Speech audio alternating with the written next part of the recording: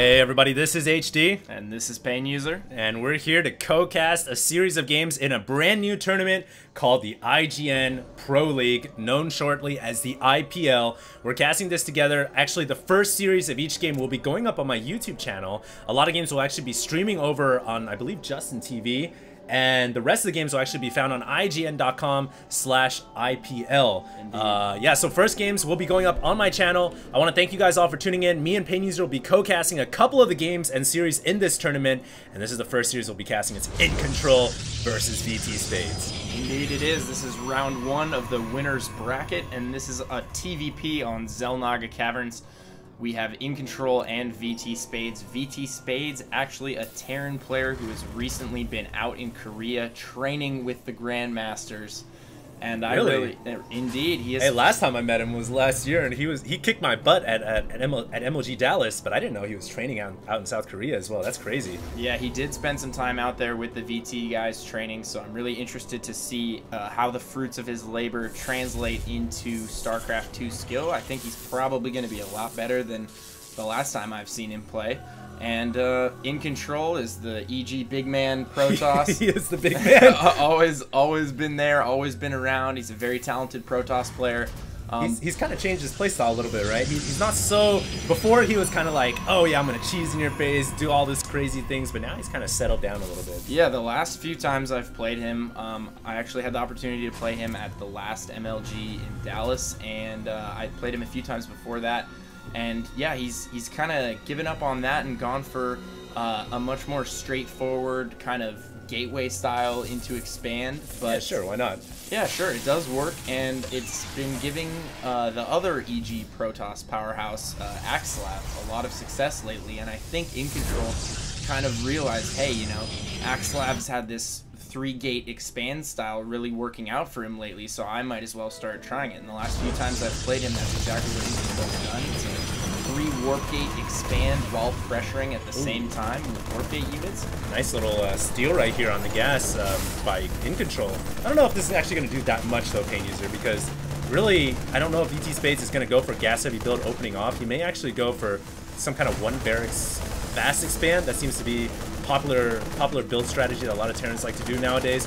The Marine, though, will be kind of focusing this assimilator for a while. And one interesting thing, PainUser, is these assimilators actually have double health over everything, all their counterparts in terms of gas. Like the refinery has half the health the assimilator has. Yeah, I know. That's just a weird little thing that for some reason Blizzard decided to include in the game. And yeah, assimilators do have double the health of refineries.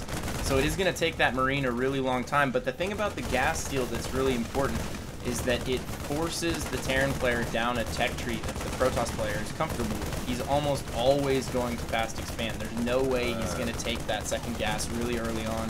There's no way he's going to tech up to factory and do some kind of a Banshee rush. So you essentially know exactly what tech path he's going down. You know what he's doing, and you can play based off of that. And not only that, because of the amount of health that they have, they're going to be up in the base for such a long time that usually you can get an idea of what units are coming out of the barracks if you want to use them to kill that assimilator faster.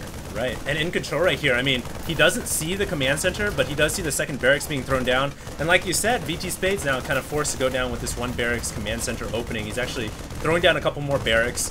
And it's looking really standard right now for VTSpades, I think, as he's actually got a single Reaper going across the map as well. And this is really important for Terran players to use this Reaper to scout the Protoss player. They can go around and pick off any probes like this one, but it looks like Spades didn't actually see that, as EGiNcontroL is going to throw up a pylon on this map. And this is something that I know you, PainUser, really dislike as a Terran player. It's just all these pylons all over the map. They provide excellent vision for the Protoss player, and they even allow you to warp in wherever you please. Yeah, they allow you to warp in units wherever you please. They're great for dealing with drops.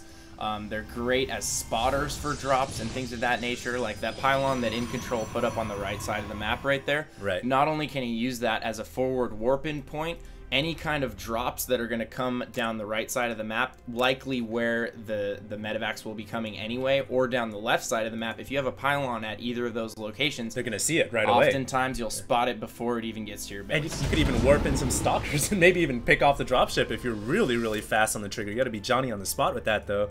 But hey, both these players are so good, and obviously this is a tournament game, they're going to be putting out their A game, and I'll bet that they're going to be showing us some really high class StarCraft today. Look at this, Spades throwing up a third command center, and EGiNcontroL is actually moving out with a very large army after going for 3 Warp Gate Nexus. He had a ton of gas for sentries, and he's actually pushing out while expanding. Yeah, it's something that's really deceiving about the 3-gate is a lot of times, even if a Terran player scouts the 3-gate, you'd be amazed at how many units they can actually spit out. It's really not even that much worse in terms of unit production than a 4-gate, and it's a lot less all-in, and it frees up those extra minerals to get that Nexus just that much quicker. So, absolutely, man. And it looks like, see, Spades is really worried about some kind of a contain. He's all bottled up. He already has the bunker ready. He's pulled SCVs preemptively just in case EGiNcontroL does try and rush up the ramp, but really, Spades is assuming that he's contained right now, when in reality, EGiNcontroL has his units all over the map right now. In reality, EGiNcontroL is taking a little scenic tour over here to the 9 o'clock expansion. I'm not exactly sure what he's doing.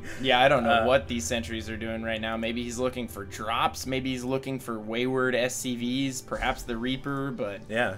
Oh, look at this, PainUser. We actually have a Dark Shrine coming up, very hidden up in this top left-hand corner. The thing here is, even if a scan comes in, it's not going to scan that top side over, and I don't even know where the Reaper went, man. I think the Reaper might have gotten picked. Yeah, it got picked off. So now the Reaper can't even see the Dark Shrine. If we go over to VTSpades vision, uh-oh, this could be bad. The Dark Shrine is about a minute, maybe 30 seconds away from finishing, and Spades is, like you said, man, still contained inside his one base. This could be really bad. He's still worried about the contain. He doesn't have an engineering bay, but one thing he does have going for him if he ever morphs that 3rd command center into an orbital is that he will have 3 orbitals, so he should have plenty of scans to deal with the DTs. Absolutely. The key is just not letting them up your ramp and into your base. If the DTs get up your ramp and they are allowed to spread out inside the Terran main, they just wreck all kinds of havoc. That's the worst position to be in if you don't have a missile turret. So and his supply depot is lowered here, so Dark Templar could conceivably walk in, especially with no missile turrets around. And I believe the Dark Shrine has just finished. And here we go, PainUser. It's about to get nasty, man, with these hidden close units. A ton of them all over the map. That SCV was able to see the DT on its way in. He puts the depot up immediately, but EGiNcontroL wisely, not trying to press up the ramp, not trying to take down that depot. It would probably get mass repaired, and he would end up losing those DTs. Spades already has the SCVs in position to mass repair that, but Spades really is so bottled up right now. Well, I just don't see his game plan right now. The thing is, as a Terran player, if you're bottled up on one base like this, the one thing you can do to start to mobilize is dropships. You can start to drop around the map, and I like how Spades has gotten a dropship out, but he's really not using it. He's kind of just chilling here. I would love to see him load up some Marines, go for a backstab somewhere, but likewise, EGiNcontroL already has a beautifully placed pylon from before. It actually might not be able to see a dropship if we're able to come through the right side, though. But yeah, absolutely. Spades floating at 600 minerals right now, still hasn't morphed that 3rd command center into an orbital. Manages to take out that DT at the natural right there, just being a little bit of a pest, trying to slow him down. Here we go. Looks like he's gonna try and sneak a DT into the main. Oh, it's gonna get inside the main, PainUser, and oh, this is brutal for Spades, but Spades should have a ton of comsat energy saved. Indeed, he does. That single orbital at the main has 100 energy, which means this Dark Templar might be able to do a little bit of slice and dice action. It might be able to kill reactor, but in the long term scheme of things, not that much. And EGiNcontroL accidentally sends his observer into the same location that the DT was in, and you have to assume that a scan is going to go down on that DT, so why would you send your observer to the exact same spot? Probably just forgot, man. He just sent it over there, and it just got picked off, unfortunately. But really, observers are so important. You never want to carelessly lose an observer, and it's something you always want to be on top of. He does manage to sneak in there, kills a mule and an SCV, and sneaks that Dark Templar out through the tasteless secret hallway.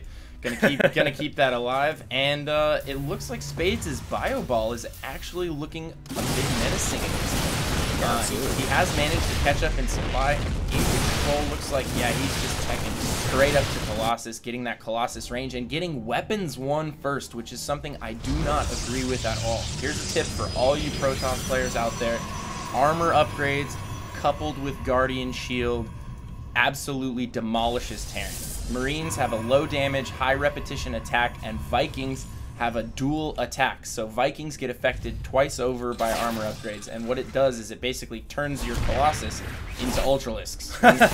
When you have that much armor and Guardian Shield, Vikings really, they just tickle the Colossus when it's at that point in the late game and you have armor 3 and Guardian Shield. And who wouldn't want to have an Ultralisk in their army, right? I mean, that's a great unit, and even if you can't build it, you can get it by getting those upgrades correctly. Well, yeah, if you think about it, Guardian Shield is essentially chitinous plating for your entire army. Yeah, I think it's +2 armor versus all ranged units, right? Yeah. That's pretty darn insane. Now, the thing though here is InControl, he's kind of gotten this different tech route. He's gone for Dark Templars, didn't work out, and now he's dropped down to Colossus, which I like, but I wonder, is he stretched a little too thin? I mean, he needs to get a large number of Colossus out, and he does have 3. You're absolutely right. I feel like this style really, it doesn't give you the gateway unit backbone that you really need. You need the fodder units underneath the Colossus. Exactly. The gateway units are just the buffer between the Terran army and the Colossus, and the Colossus are the damage dealers. And right here,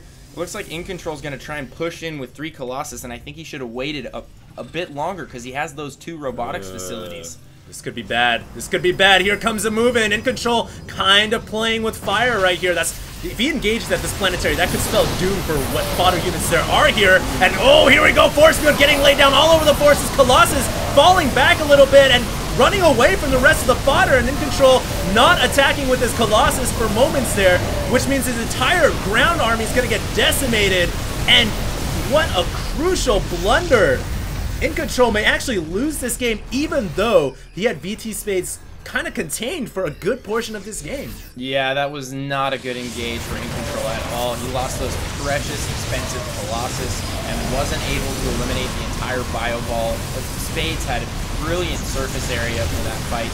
He had a great arc, and he managed to clean up InControl's entire army. And now, every Colossus is so important for InControl here. He only has 1 up right now, but I don't see this Colossus living.